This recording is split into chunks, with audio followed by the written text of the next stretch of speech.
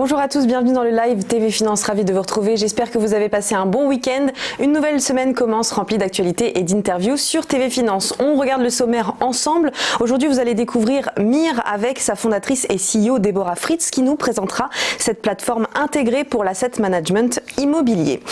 Puis le chrono-CAC comme chaque jour à 9h en compagnie de Dorian Abadi, formateur en analyse technique. Il analysera ensuite les market movers à 9h05. Puis on s'intéressera à une application qui simplifie les démarches des restaurateurs en ce qui concerne les règles d'hygiène. Ça s'appelle TrackFood. Et Jonathan Selam, fondateur et sales manager, ainsi que Patrick Dieu, le directeur de TrackFood, seront là pour nous en parler.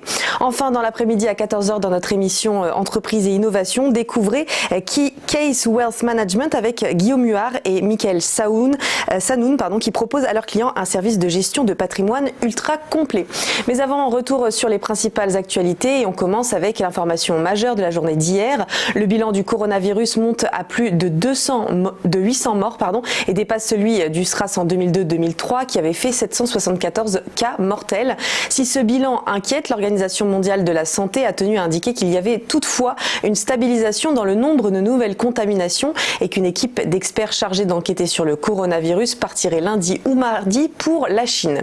À ce propos, la Banque centrale chinoise a annoncé hier qu'elle allait débloquer 300 milliards de yuan, l'équivalent de 43 milliards de dollars, cette semaine pour aider les institutions financières à accorder des prêts aux entreprises clés impliquées dans la prévention et le contrôle de l'épidémie. Enfin, on termine avec la tempête Ciara qui, vous le savez, déferle sur la France actuellement, mais qui a permis hier à un avion de la compagnie British Airways de battre le record de la traversée de l'Atlantique.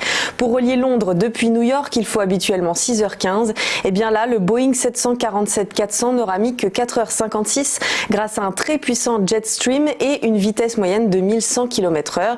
Ce courant aérien d'altitude était alors rectiligne avec des vents à plus de 350 km/h.